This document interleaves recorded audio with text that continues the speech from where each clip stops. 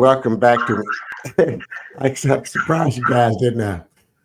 Excuse me. Welcome back to Knowledge is Power Podcast Live. We're here with our guest, VANESTER Washington. She's back again. She's every month.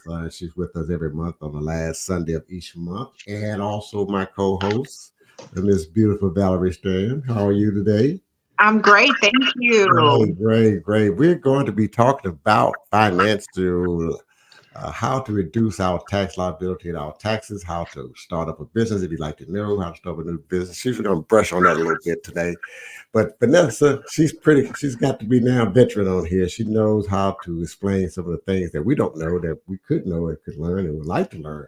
So we're going to sit back and let Vanessa take over.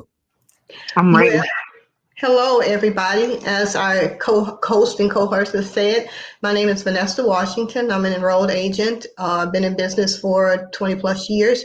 My business is called Guarantee Express Tax Service, and it's located in Beaumont on 2580 Laurel Street.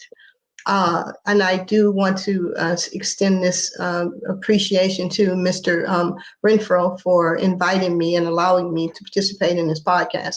I do believe knowledge is so much power. We do need to obtain that knowledge and respect it for what it is. On my last podcast,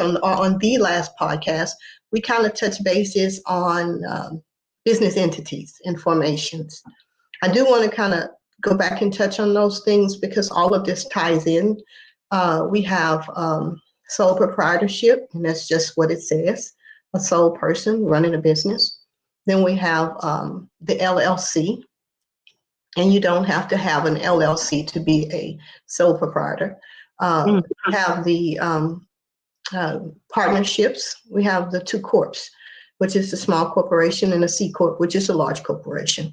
The difference is basically one can have up to 100 members and one is unlimited. And of course, that's the corporation. And the latter two, you do have to have an LLC to be one of those.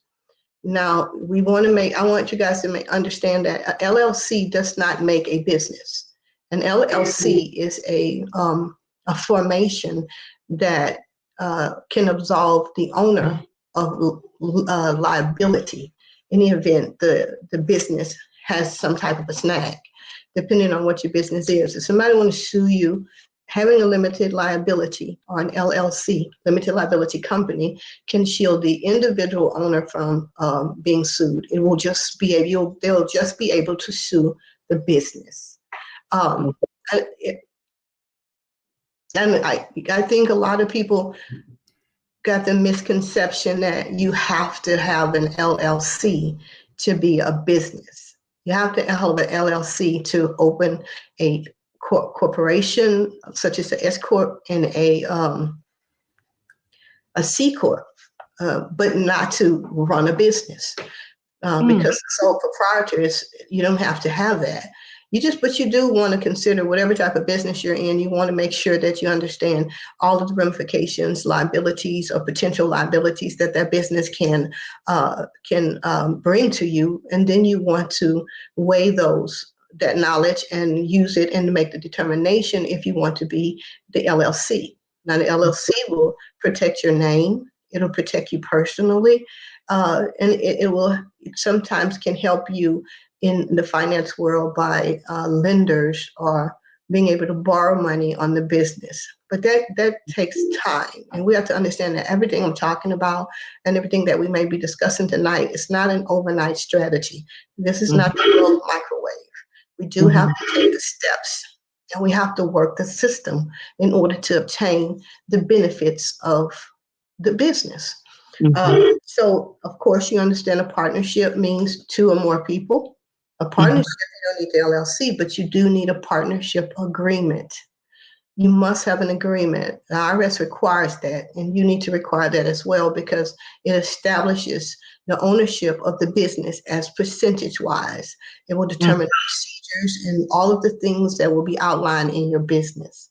Partnerships are they're difficult. You need to make a sound decision, seek financial advice from either a financial advisor or a tax professional that understands those things.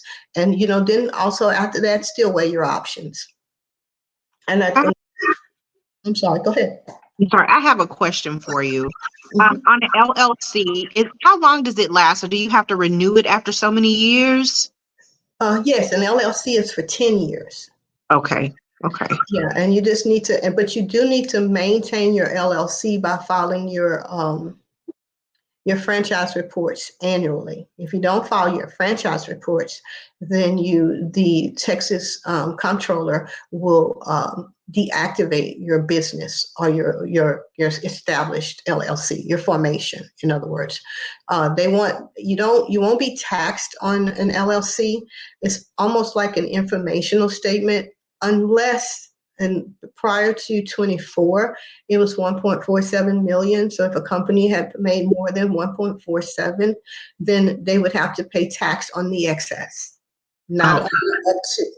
Now it's 2.47 million. So if your business makes greater than 2.47 million, then the excess of that will be taxed. But right now, it's all you have to do for your LLC is file an ownership report.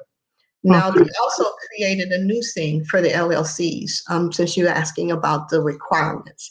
It's called a Beneficial Ownership Information Report. That was set up by FinCEN, that's FINCEN, and that's the Financial Crime Enforcement Network. And that is to govern the owners and the members of these LLCs.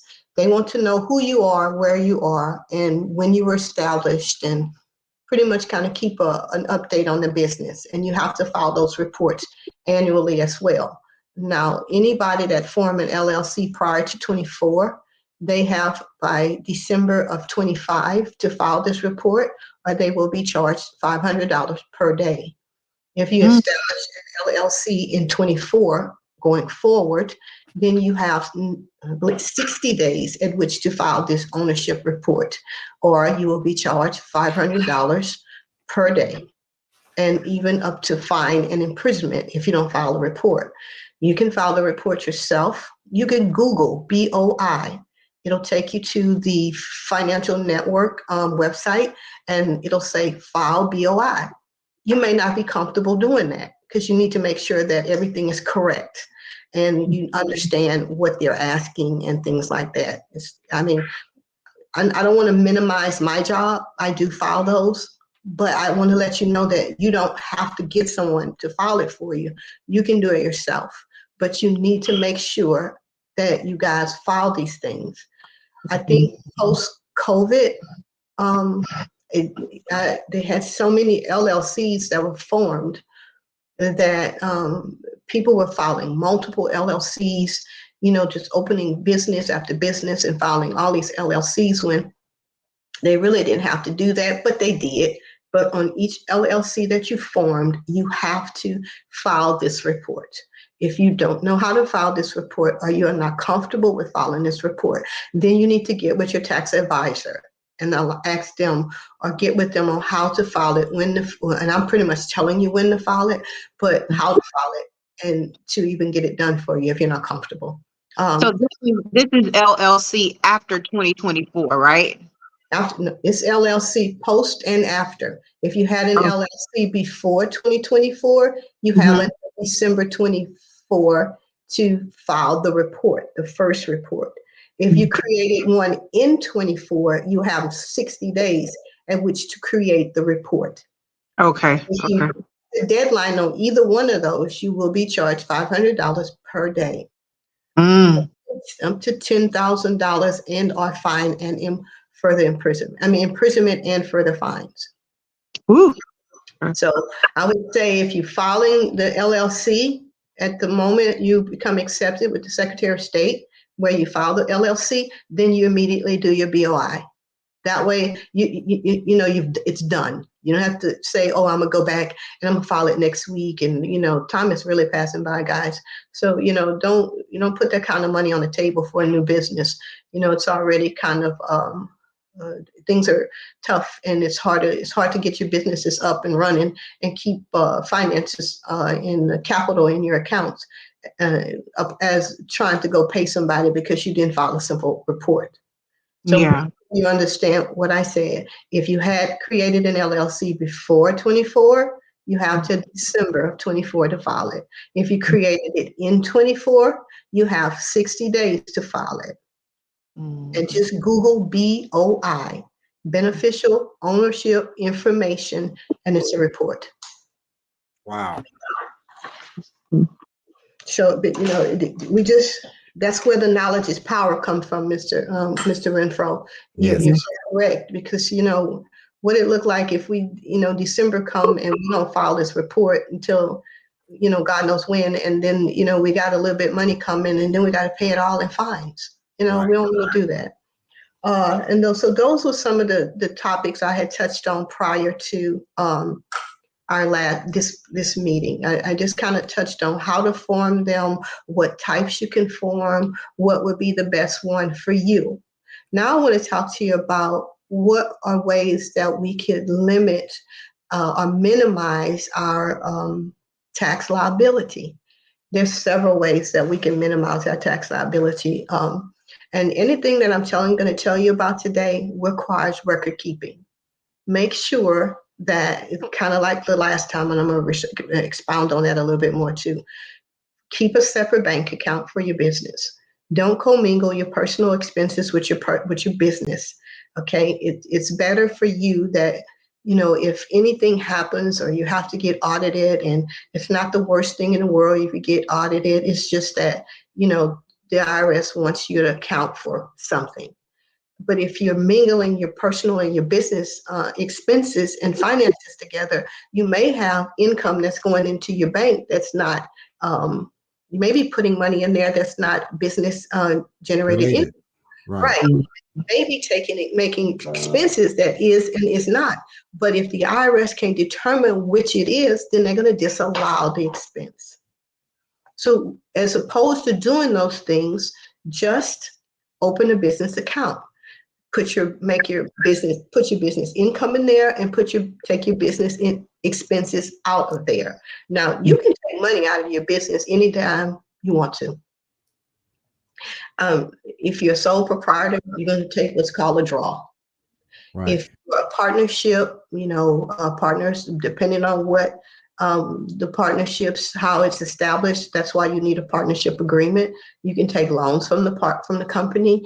You can take distributions from the company. It's like the partnerships and the S corps and the C corps.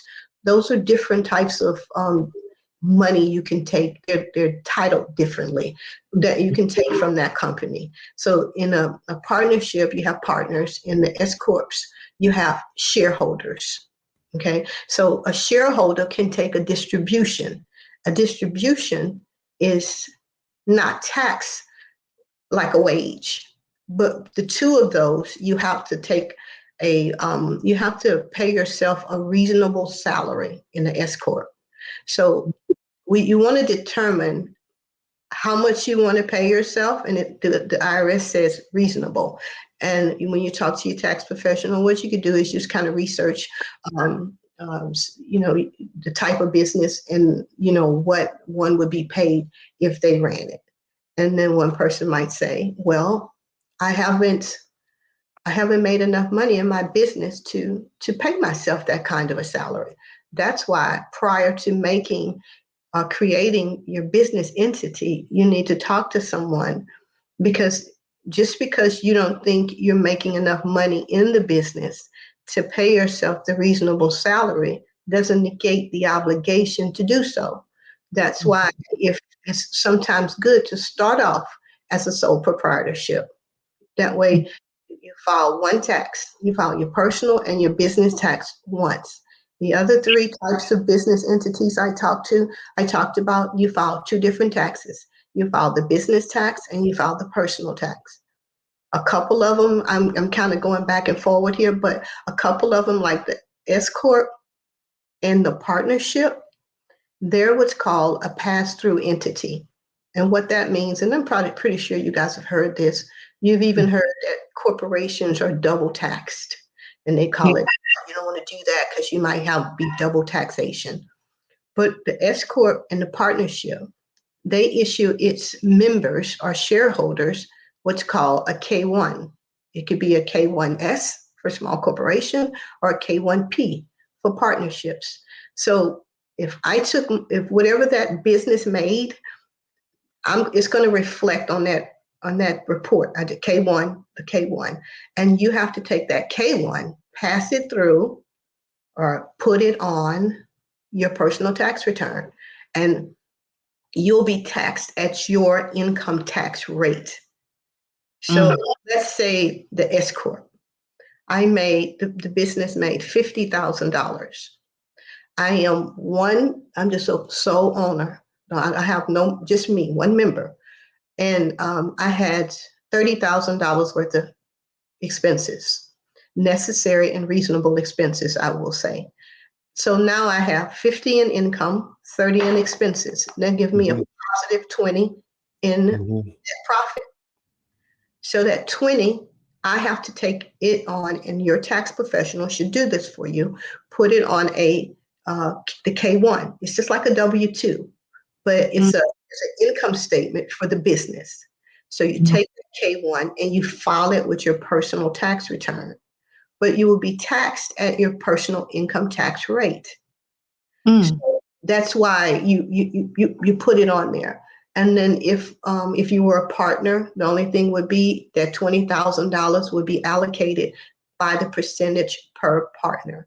If I had 2 people in my partnership, which it has to be if it's a partnership, then if each one of us was 50-50, then I got 10,000 and the other partner got 10,000 to report on our respective tax returns.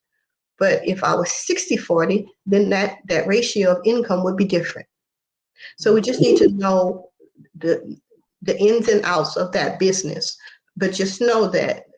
And then that you have the pass-through entity, the sole proprietorship, you do 1, the S Corp and the partnership, you do 2 returns, and then the corporate, the C Corp, what I talked about earlier, it's that's the double taxation, because you pay taxes on the money that the corporation made, the C Corp. It is taxed. If I made $100,000, I spend $30,000, then I'm going to be taxed on $20,000. It's not going to pass through to my personal account or anything. So I'm taxed there.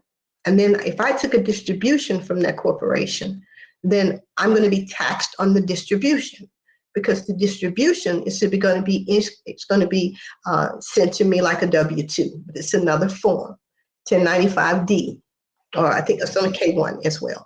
So they're going to take the K1 and they're going to put it on my personal. I'm going to have to put it on my personal taxes because I took money from my business. So now that's why they said that C Corps are double taxed. I'm taxed on the entity itself because it pays taxes, and I'm taxed on any monies that I take from the entity. So now I'm being double taxed.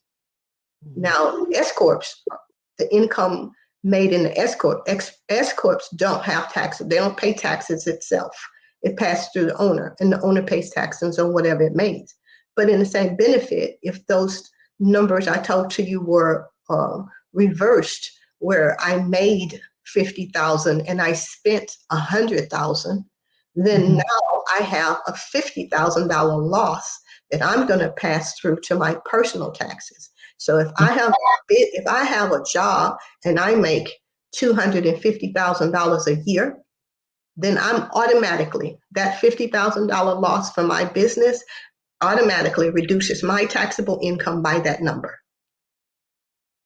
So that's why it's good to have a small business, S Corp, small businesses, it's good. That's one of the ways to reduce or minimize your tax liability. There are ways to minimize your tax liability by contributing to 401s or traditional IRAs. IRAs and 401s, those things help to offset or delay the taxes on the money that you made. If you're fortunate enough to work for a company that still offers the 401, because those are employee-based, employee 401s. So you want to contribute the maximum amount that you can to that, because if they're gonna match 3%, you should not be contributing any less than 3%. Exactly. Because they're matching that. That's savings for you in the future. But let's say you made $250,000. I'm gonna go by this magic number again, and you reduced your tax liability by contributing to the 401 in the tune of $19,000 for that year. You decided that I'm going to put in $19,000, which I think is the max you can do on a 401 in right now. So the $250,000 I made now is reduced by $19,000. So instead of being taxed on $250,000, I'm taxed on $239. So, and then that's just one way. Now, if another way could be an HSA, health savings account, or flexible savings account. Those are other ways that you can reduce your tax liability. Contribute to these health accounts. If you take money and you put it into those entities, most people still have medical expenses, okay? So if I have a medical plan, I have medical insurance, I got, I don't know, United Healthcare, just one, and I have to pay a 20% deductible. So if I pay that, I can potentially reduce my taxable income if I itemized and took a medical expense. But my medical expense got to be 7.5% of my adjusted gross income. And that's just a bigger picture. And I don't want to confuse anybody or make you go, wow, or, don't get lost in what I'm saying. Just kind of understand so the HSA, if I'm going to be sick and I'm going to have a medical expense, it would be better for me to take that money out of the HSA than just pay it directly. If I put it in the HSA, then I'm not taxed on that money. Now, HSA caps, I think it's $7,500. So if most people don't spend $7,500 on a medical copays, but if you put it in that HSA, you're not taxed on it. Okay, I didn't know that. Only way you're taxed on it if you use it for anything other than medical.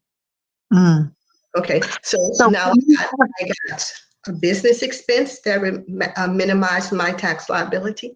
I have a medical expense that could potentially reduce my tax liability. I have contributions to a traditional or a 401 based retirement account that can reduce my tax liability. But understand that the traditional or the 401 there are rules to those things. When you contribute to those things, you're deferring paying taxes on it until you take it out. If I take that money out before I'm 59 and a half, I'm going to pay a penalty. Plus, it's going to be included in my income. So be mindful of taking monies out of 401 before it's time. If you feel like you might want to take this money out before you're 59 and a half, consider using another retirement method. There are what's called as a Roth. Roths are taxed when you put the money in the Roth, it's already been taxed. The good thing about the Roth is it's another retirement account. The good thing about the Roth is it has a 5-year holding period, and if you take it out within that time frame, you won't be taxed on it. Now, and the money that money grows, you're not taxed on it either. So Roths are a good thing to have. It's a good saving entity. So you want to make sure when you talk to your financial advisor that you explain the full picture of your retirement plan. You give them the full picture of your income, your budget, your expenses, all of that stuff. That's why it says it starts with a plan, and then the plan comes with a budget, and then the budget comes with a job, and then the job comes with income, and how can I eliminate my taxes on the money that I make? We talk a lot of people that think a good thing is to file exempt. That is so not a good idea. Mm. Unless you can pay, if I made $250,000 in the year, I am my employer are required to take out Social Security and Medicare taxes. I cannot reduce those. I cannot control them being deducted from my pay. Those are something that I have to do, period. Count that money gone. But there's a thing called federal income tax withholding. I can kind of control that. I am, if I'm single, or if I'm married and I have just me and my wife, I can put on there exempt. Exempt mean they're not going to take any federal income taxes out. And so if they don't take anything out, then a couple things going to happen. I'm going to have to pay a large amount of money at the end of the year, which if I don't have it, that's going to create more than a tax liability for me. It's going to create a huge bill with the IRS. The IRS, they have very, very high interest rates and penalties. So, if you owe them money and you keep piling this exemption on your wages, and you have no ability or no intention of paying that bill off at the end of the year, you're setting yourself up for failure. Because if you start owing the IRS too much money, they're coming after you. They don't care if you got a retirement account. They don't care to the tune that I will let you take your money out of your retirement account to pay me, and I won't even penalize you for it. That's just how bad they're going to want their money. So that's something you don't want to do. So, you want to give your advisor or your tax professional the full picture of your life. That's why you have to establish a good rapport with them and understand that they're supposed to be there to help you. So now we can minimize by business expenses. We can use retirement accounts. We can use health savings, flexible spending accounts. Now we could even use charitable contributions. Now, most of these things that I'm talking about are pretty much deducted on what's called Schedule A. We got itemized deductions and the standard deductions when we're filing our taxes. So standard deductions are the minimum that you can take if you decide to take the standard deduction. But itemized deductions could be, depending on your circumstances, could be greater than your standard deductions. Right. Okay, so I can be head of household. I'm single, head of household, married filing joint, or married filing separate. Those are father status. But like, let's say I had the medical deductions I can write off. The 7.5% of my adjusted gross income. If I had a large medical bill at that time, that might be a good time to talk with my financial advisor or my tax professional when I'm filing my taxes.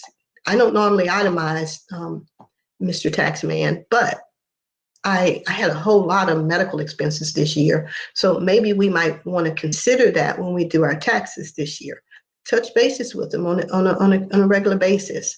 So you could do that. And then we have your mortgage interest if you have a home. We have property taxes. We have state and local income taxes. We have sales taxes on new vehicles. We have, if you own your home now, and I'm not saying that the only way you can minimize your tax liability is by buying a house.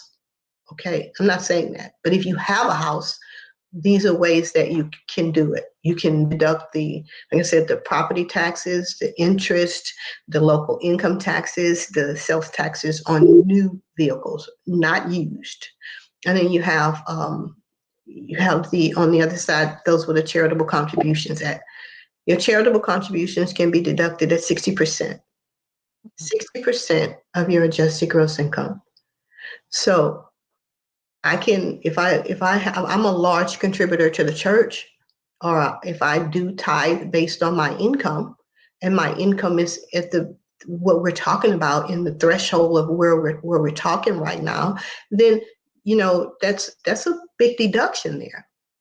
So we got the And then we have what's called, so that's just called charitable contributions. Then we have what's called qualified contributions.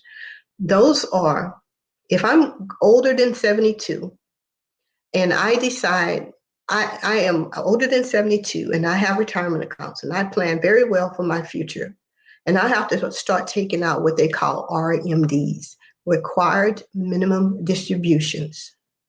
So if I have to start taking that out, and let's say I have $1 million in my my account, I might have to take $100,000 at one time.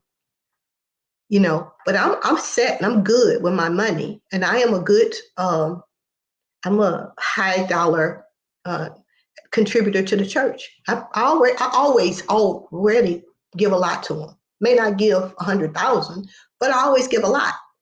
But this qualified contribution, which I can use to offset that required distribution from my retirement account if I'm older than 72, I can donate that money directly to the church, and it can be written off, and I don't have to be taxed on it because it'll be 100% tax free.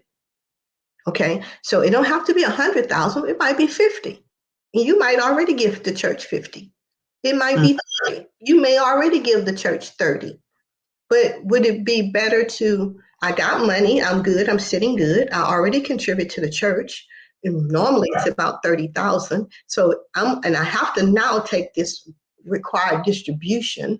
So instead of me doing my normal contribution to the church, I've already planned this and I've thought about this and I knew this was coming. So that's why I said planning comes first.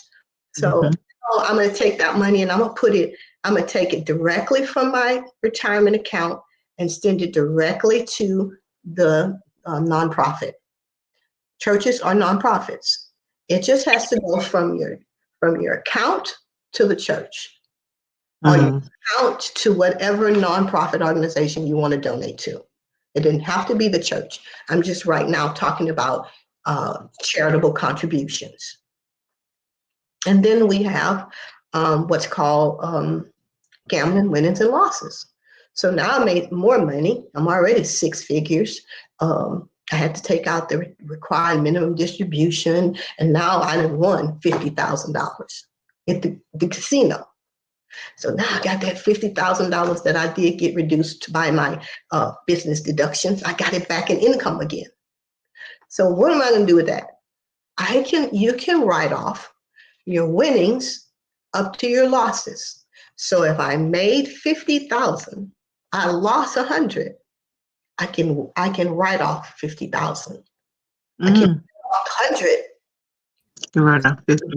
50,000 that I won gambling, I lost 50. I lost 100. So it's just like a wash now.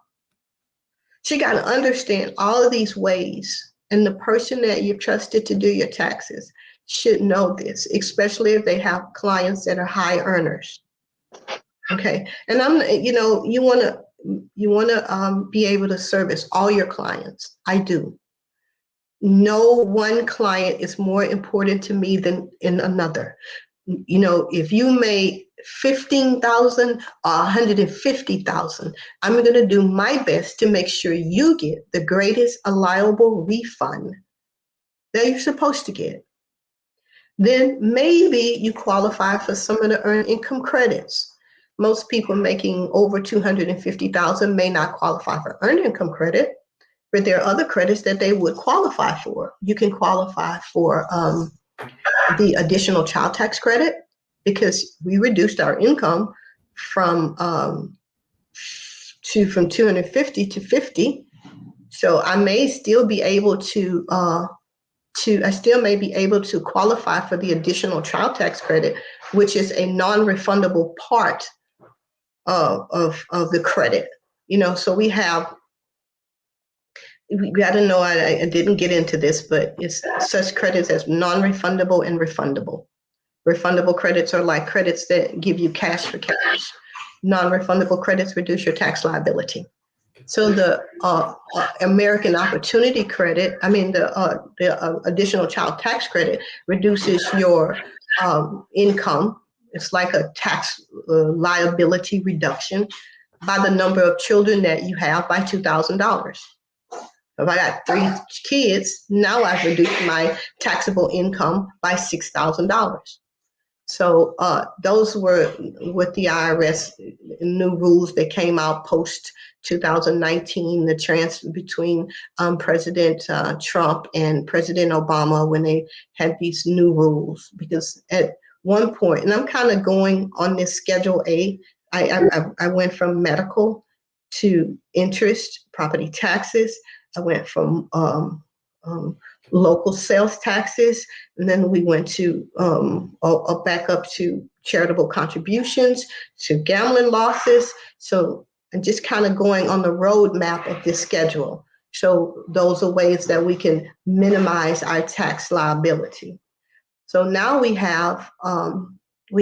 used to be able to do that, what we reduce our taxable income by our, what you call it, our dependents, because we had exemption credits. We don't have those anymore.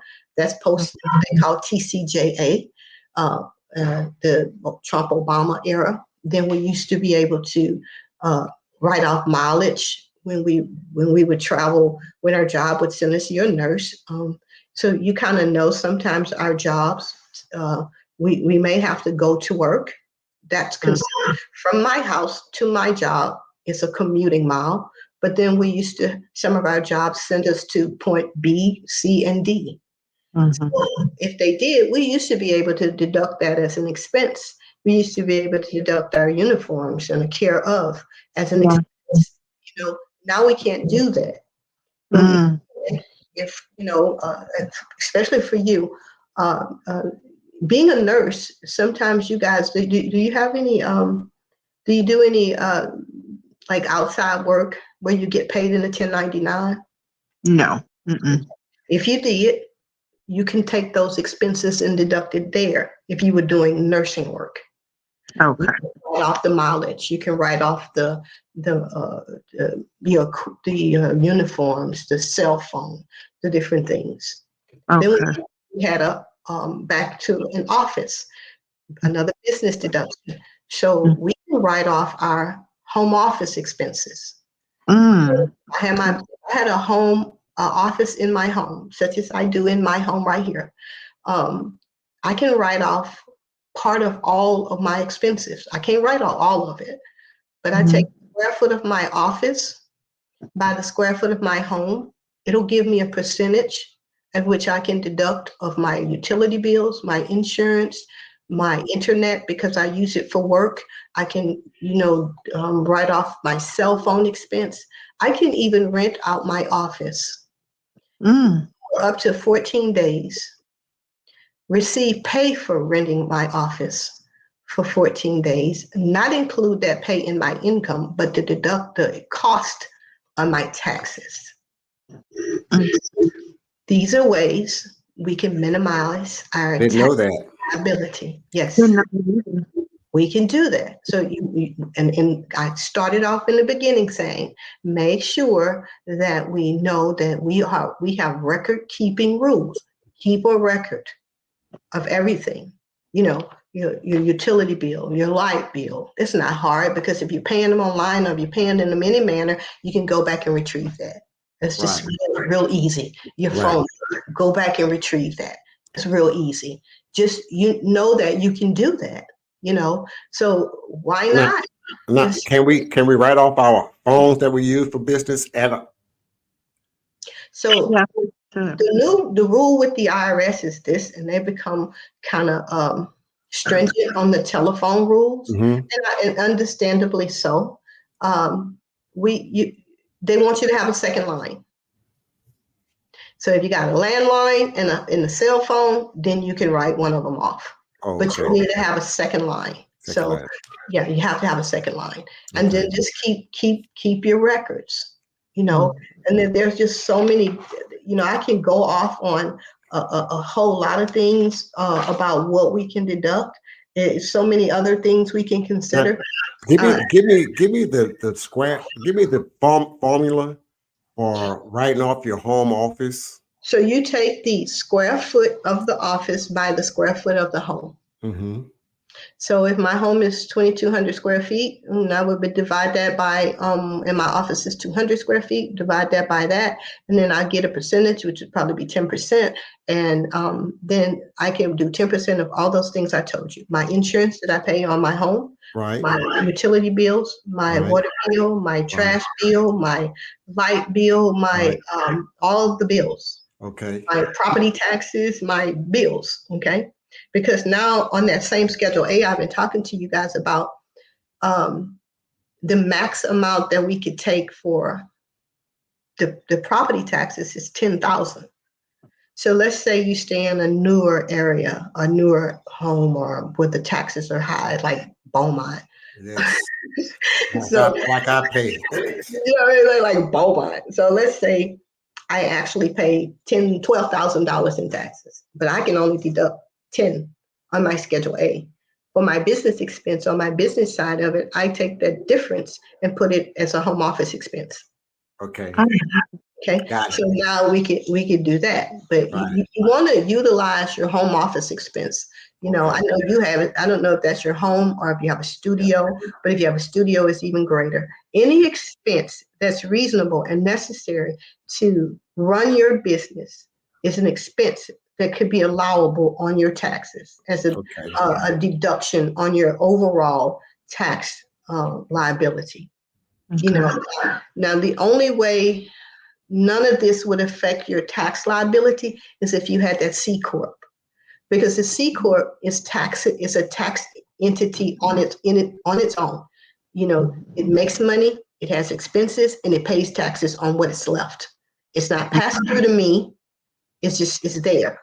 And then, but on the C corp or the Schedule C, people call it Schedule C, and then you got the S corp, and you got the partnership. Those things are pass through entities. So those things help reduce our tax liability by the number that's on the form that you're given from your professional your advisor or your tax professional. If I had a $10,000 loss on my business, I got a $10,000 deduction on my tax return. Yeah. But I also want to employ people about, I think it's the same thing, post TCJA, they changed the tax, the code, the taxes, and how much they take out for your federal income taxes. When you get paid, look at your pay stub. You know, a lot of people are being paid electronically, and they say, I don't see my check stub. I implore you to find your check stub, ask for a copy of your check stub, because you need to pay your check stub. What if you're not paid correctly? What if they missed a day? I mean, I don't know. I wouldn't see why nobody wouldn't want to see a check stub, but believe it or not, a lot of people don't see it. But what I'm saying is if you make $2,000 a week, or more. I know that's a low amount for some people, but if you make $2,000 a week or more, and in the federal income tax withholding box is 0, there's something wrong. You have to be, it should be some federal income tax withholdings coming from there. It could be that you didn't fill out that W-4 form correctly when you started your job. It could be that when that TCJA law was instigated or began, that it changed your dynamics and you're not taking enough out.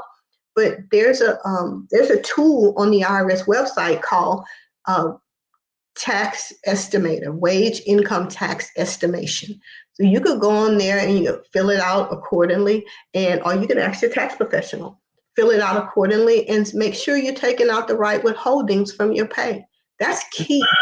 That's part of the planning of everything. It starts with the plan, the budget, the wages, making sure you're properly taking out your wages, then making sure that if you have a business, you're properly deducting your business. You've correctly you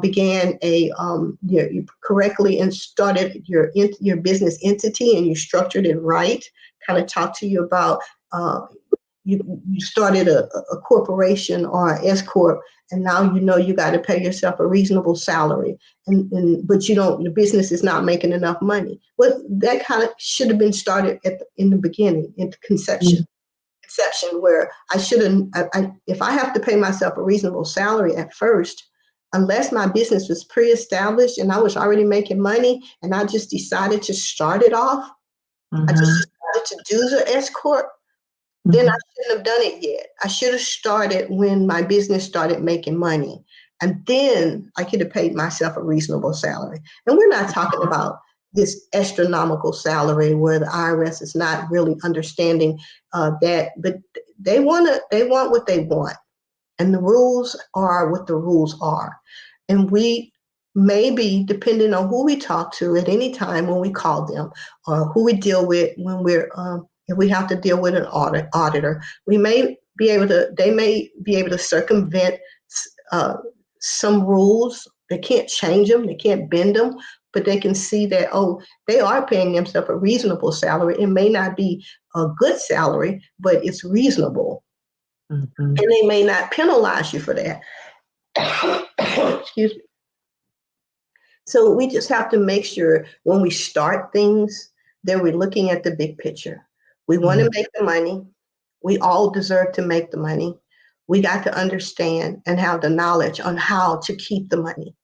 Keep the money by doing some of the things I've suggested, if not all of the things I've suggested. There's even a way where, sometimes I don't know if most of us are familiar with capital gains. A capital gain is, I have an asset and I bought it for a price, or the premise of the capital gain. I had an asset, I bought it for a price. Then I sold it for a price. So I bought it for $50,000, I sold it for $100,000. I have a $50,000 gain. So that's income. There's a lot of ways that many of us don't understand some of the things, capital gains can be absolved. But this one thing I want to tell you about capital gains. I may not be able to explain all of this to you, and you may say, what the world is that? I don't understand. But just as long as you get it in your head. There's a thing called, income tax loss harvesting. So I have a big old capital gain like we just talked about. So to offset those capital gains, you certainly need to talk to your financial advisor. To offset that capital gain, I can start selling some of my let's say my stock portfolio. I can start selling those that have had a loss. So I'm gonna sell some of them that had a loss, and I'm gonna take advantage of the loss to offset the gain. Okay, so tax loss harvesting. Just remember that. Tax loss harvesting. So if you know at any point in time that you did this stock and you did some good investing, and you got had some good stuff going on, and you had a good gain. It may not be 50,000. It could be 6. It could be 10. They don't have to be a big number. We don't need to be caught up on big numbers. It just could be ways. Small pennies leads to nickels, leads to dimes, leads to quarters, and also forth to dollars. So I'm like this. Every little bit helps. So if I had a big old capital gain, and I want to offset that gain by a loss, because I can take up to a $3,000 loss per year. Just because I had a $15,000 loss, that don't mean I can take a $15,000 loss. I could take 15,000 over a time, but I can only take 3,000 per year. But if I had a $3,000 capital gain, then guess what? I just wiped that income out. We just have to know all of the things that are out there. We have to understand, we have to research, we have to talk to people who are in our circle. We have to network one with another. That's things that we don't do very well. I am not that person. I will give you advice if you are my client or not. Clearly, I'm on here doing it. Okay. And we all can be successful. We all can get it right. We all can maintain our wealth.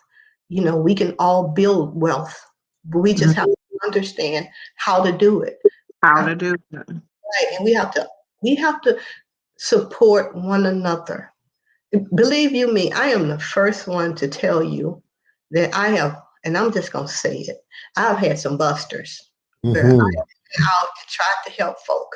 And by soliciting them to do a service. And and they just do it wrong.